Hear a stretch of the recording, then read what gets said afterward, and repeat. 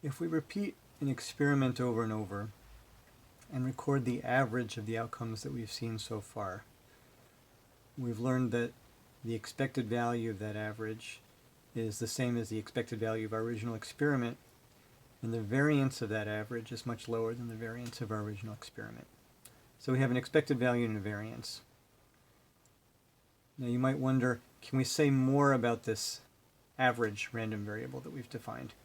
And it turns out we can. And what we can say is explained in the central limit theorem.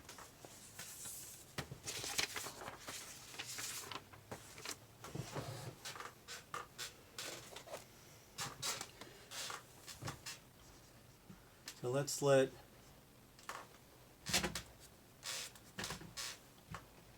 x1, x2, etc. be independent identical trials of an experiment. Let's define yn to be the nth sample average.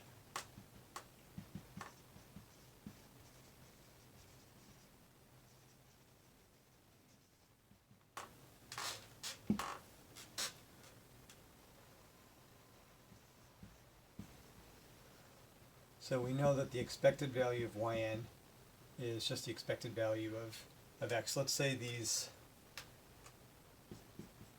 random variables have expected value mu and variance sigma squared. So the expected value of yn is just mu, and the variance of yn is sigma squared divided by n.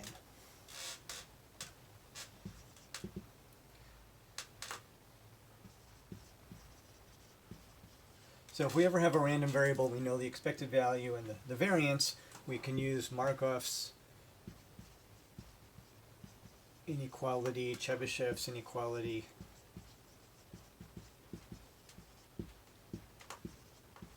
weak law of large numbers,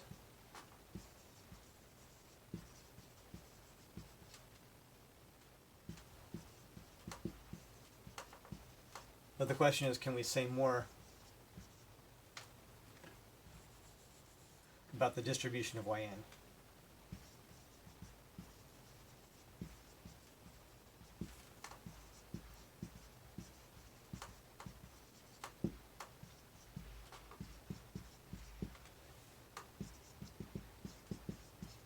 The answer is yes, and the central limit theorem says it.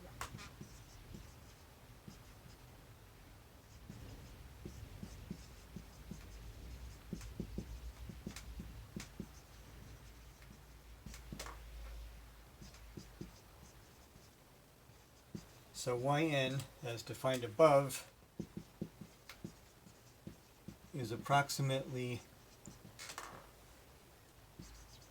normal with mean mu and variance sigma squared over n.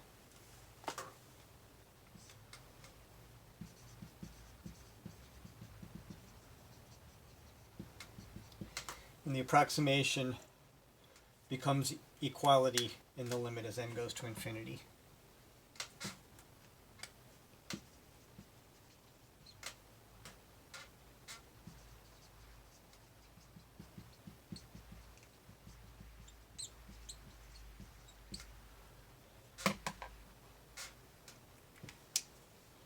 Let me write this a couple different ways, because there's a couple different ways of saying it that are worth writing down.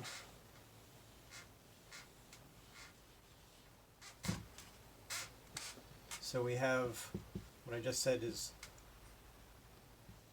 approximately yn is normal with mean mu and variance sigma squared over n. Could also say that yn minus mu over the square root of the variance sigma over root n is approximately normal 0, 1. So a standard normal random variable.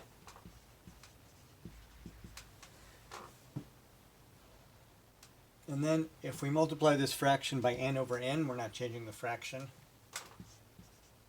So this is sometimes written as, so yn times n would just basically be x1 summed up to xn minus mu n over, if we multiply the denominator by n, that's square root of n times sigma. So this is approximately normal 0, 1 also. I'm going to use yn by itself. I think that's the simplest for me. So let's do a couple of examples. I'm going to omit the proof, which uses some material that we haven't learned.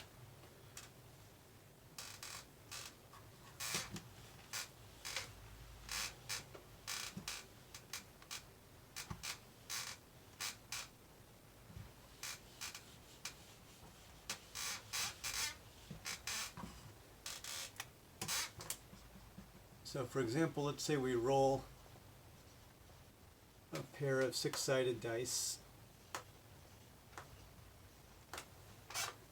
100 times.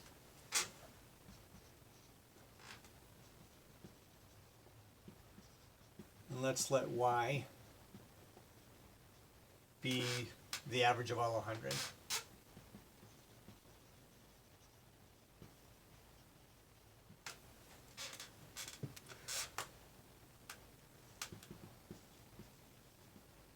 So what is the distribution of y?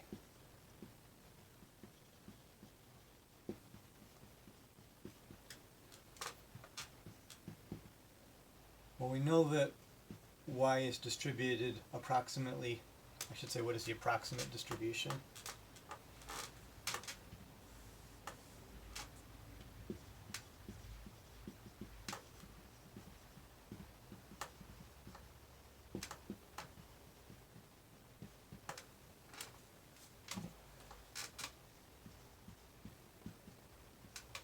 So we know that y is approximately distributed with mean, expected value of the roll. So we're rolling 2 dice. Each one has expected value 3.5, so 2 of them is 7. And then I guess we need a new random variable here.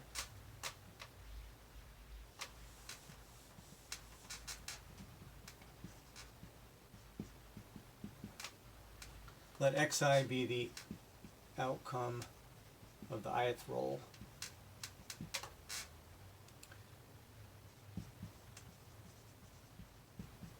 So y is approximately normally distributed with expected value, same as the expected value of xi, and variance, same as the variance of xi divided by the 100 trials.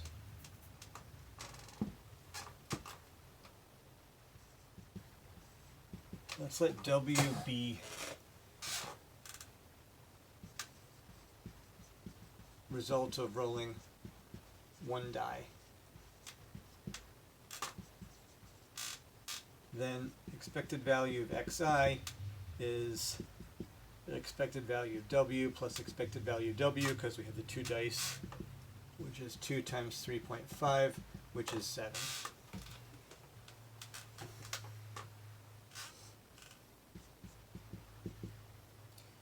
Now the variance of xi is 1w and another w. So it's 2 times the variance of w. So this is not given to us. We need to figure out what it is.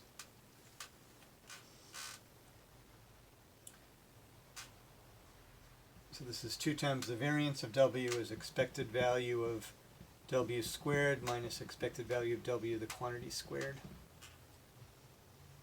Expected value of w is 3.5. We said that already. 3.5 is 7 halves. So 7 halves squared is 49 fourths. But what's the expected value of w squared?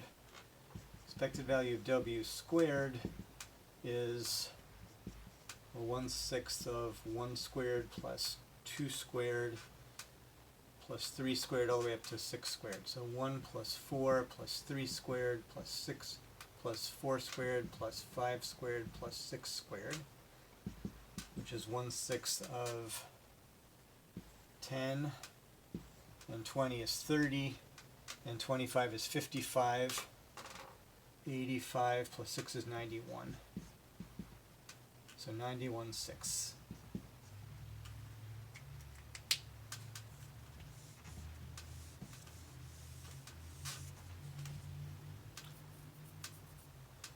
So the variance of xi is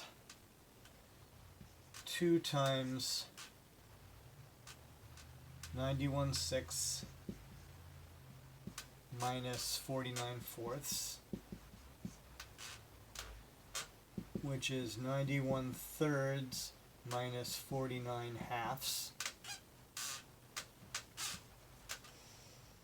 I guess I'll multiply this by 2 over 2 and that by 3 over 3 to subtract. So 182 minus 98 over 6, which is 84 over 6. And those are both divisible by 2, so that is 42 over 3, which is 14. Oh wait, I multiplied 49 by 2 instead of by 3. So that 98 is wrong. I really wanted 3 times 49 is 150 minus 3, 147.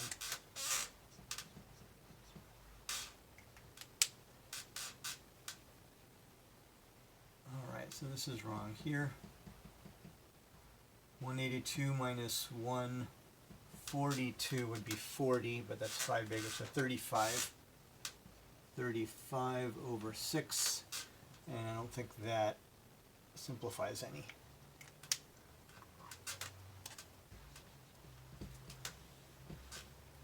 Alright, so we've got the variance and we've got the expected value.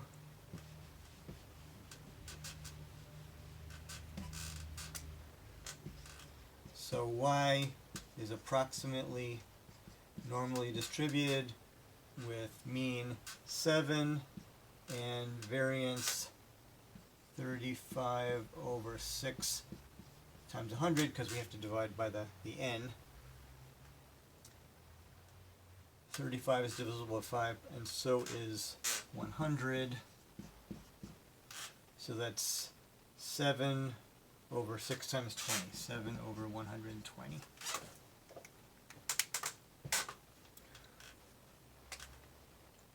Alright, so the standard deviation then is going to be square root of 7 over 120, which I calculated was 0.24. And I'm computing that because let's make a graph of it.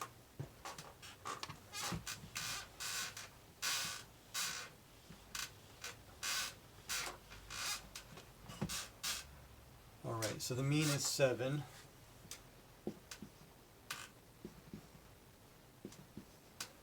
Standard deviation is 0.24, about a quarter. So know that when we get 3 standard deviations away from the mean in a normal curve, that there's almost no area there. So we have something like that. Now the weak law of large numbers says that we don't expect our sample average to get too far away from the real mean. And I guess we can see that here, because the normal curve goes down and almost touches the x-axis at 3 standard deviations above and below the mean.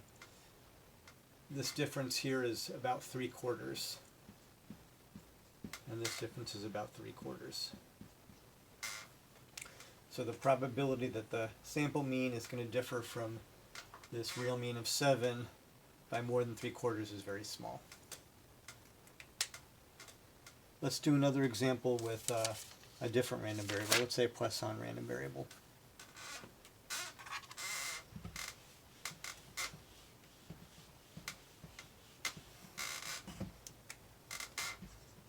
So let's let x1, x2, etc. be a sequence of independent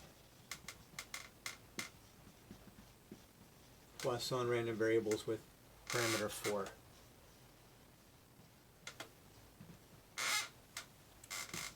So that means that the expected value of any one of these is 4, and that's the variance also.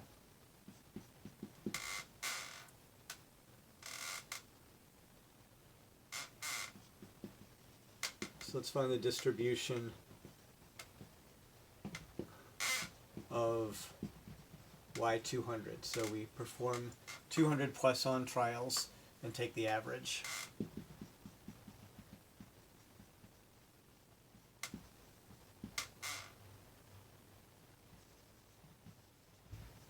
So we have y is approximately normal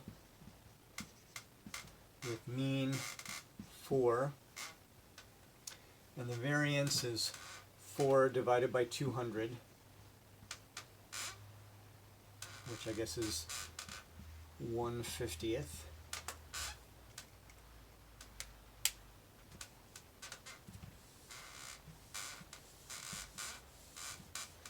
Now let's graph this one too.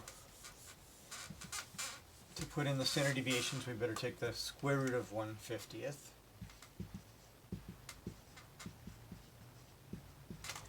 I figured that was, I calculated about 0.14.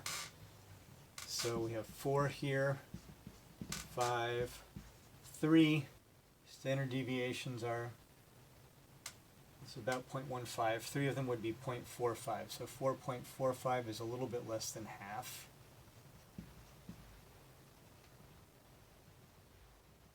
Something like that.